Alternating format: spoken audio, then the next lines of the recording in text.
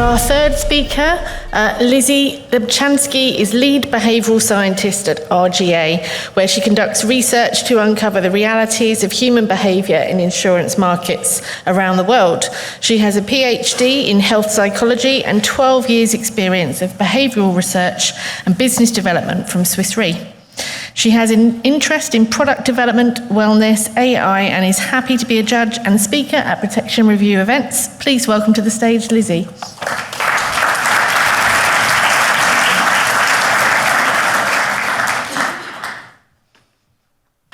Is this on? Thank you, Joe. Please take that picture down. Thanks for giving me the introduction I wrote for you. Lovely to see everyone. I'm Lizzy, I'm a behavioural scientist. You may have heard of behavioural economics or nudge theory, and we will come on to a bit more of that later. But I start with that because, as always, I'm going to be addressing this topic from the perspective of how can we try and understand our customers. And thank you so much to the previous two speakers for a really great lead into this. So we can all think of examples of times when we've acted irrationally more than once a day, probably already today. Just remembered I have a clicker. Is it this? Thank you. We panic bought toilet paper in COVID. That was a nice example. And I also love this example of people taking the escalator up to the fitness centre. But taking time to appreciate how people's minds really work, rational or otherwise, can help us answer important questions like the one we're discussing today. Putting that science into practice can help us try and understand how people really think and behave, rather than how we think they think and behave, or how we might like them to. This allows us to challenge ourselves to consider how much we understand customers and whether we're truly acting with them in mind. We need to ask ourselves how customers may perceive the changes that we're proposing. I think that's maybe one extra element that hasn't been brought up so much in the previous two talks. So we know from behavioural science that it can be challenging to put ourselves into the shoes of others, or even of our future selves. And that's because our decisions are so context-specific and are influenced by lots of cognitive biases that impact our thoughts and actions. Therefore, as much as it might seem like the right thing to do, to backdate changes to a product to existing customers, I just want to take a step back and use what we know about people's decision-making before deciding whether they will think it's the right thing to do. So I was going to start with the rational view, and I think the previous speakers did a really great job at raising some of these issues. So on the surface, I can see lots of pros for customers, insurers, and reinsurers for backdating new features to existing customers. For customers, assuming that they're good changes, such as adding new benefits and new features, it's a good thing if they don't need to then lapse and re-enter and go through new underwriting. For the insurers, there's less need to maintain more than one version of a product. And for claims assessors, it will be easier to assess against one set of T's and C's. And then those benefits will feed down to the customers and to the industry if there are smoother processes and faster claims payments. However, insurers and reinsurers are faced with decisions, as we've discussed, as to whether to recalculate the cost, to re-underwrite, to migrate legacy systems, to pass new costs or processes on to customers, or whether to communicate with customers at all.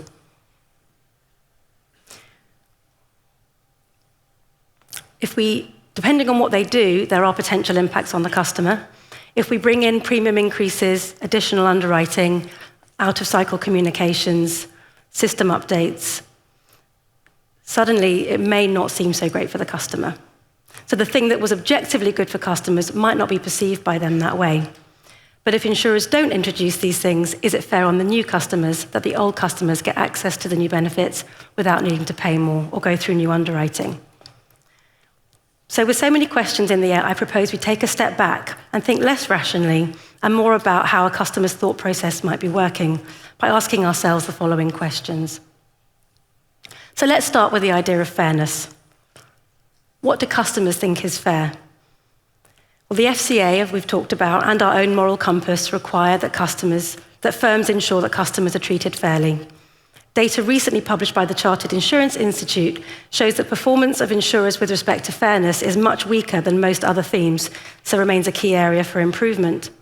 The role for behavioral science is to try and understand consumer biases and decision-making so that insurers can make sure that their products and processes reduce the risk of unfair treatment.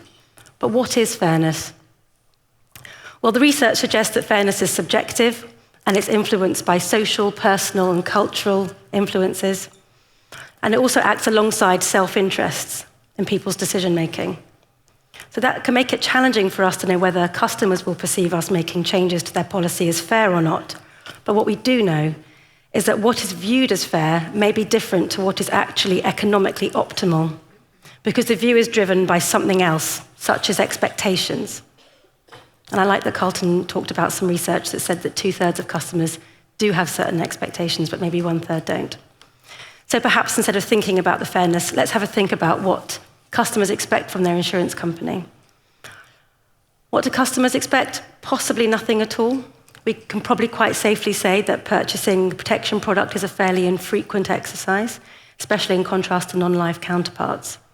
So customers may not come to the party with significant expectations over how they will interact with their insurer or the status quo of what it means to be a protection customer.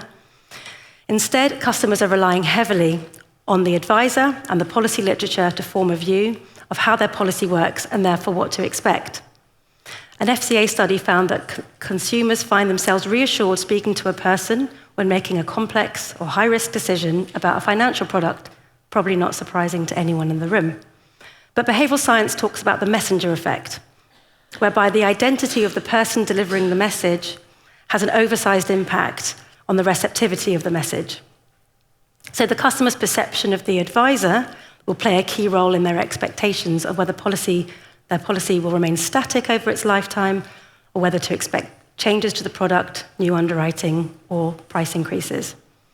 As for the policy literature, behavioral science research points strongly to the idea that there is a customer comprehension gap for protection products.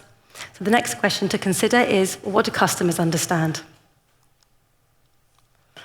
Now's the time for some background on behavioral science.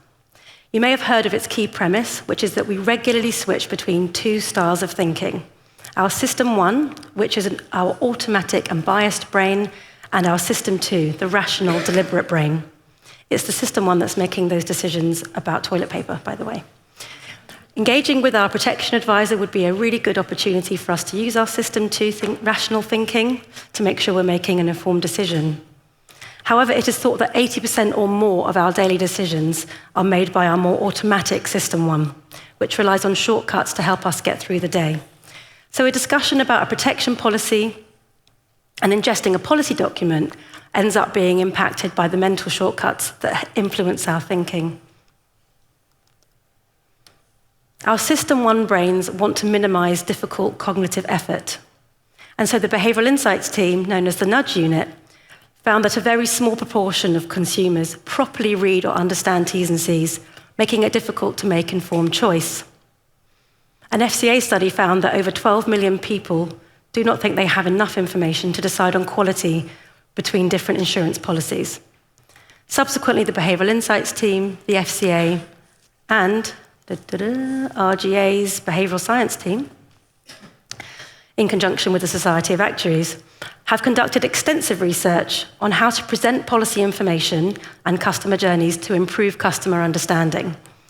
RGA recommends eliminating unnecessary complexity by simplifying, but it warns not to fall into the trap of assuming that simplified language and removing all friction will be enough. Instead, enhanced salience, tapping into the relevance to the customer, and human-centered content can make tangible improvements to customer understanding.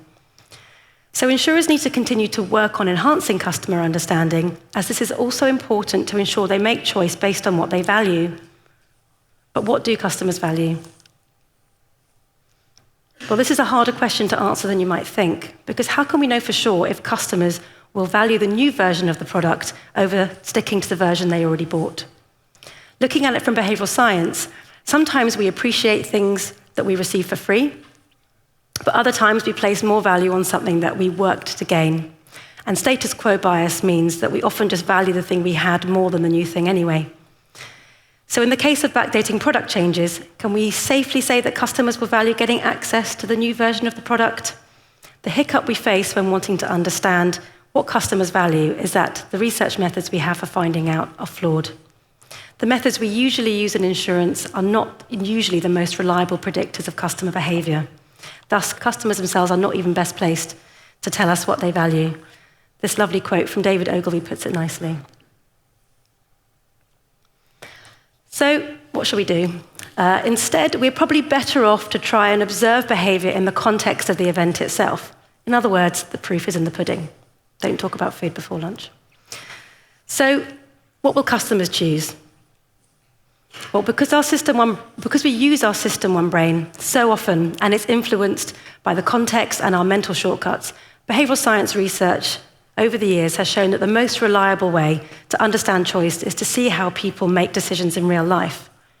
Insurers have got their best shot at understanding their customers by creating live research studies out of the way that they engage with them.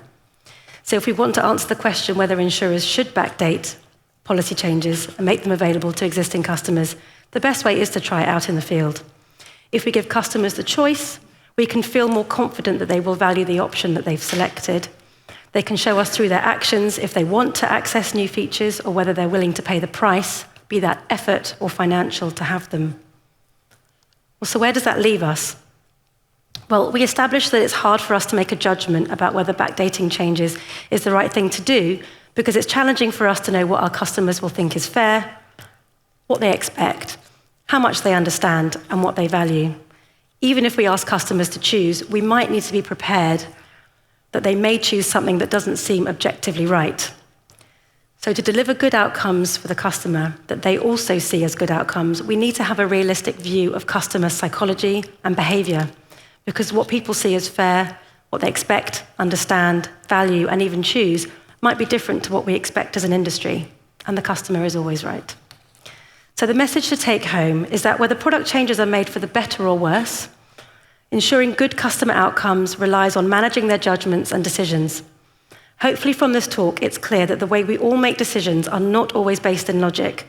So as an industry, we can help ourselves and our customers by reframing our actions through a less rational lens that more closely matches what happens in reality, which is panic buying toilet paper in COVID.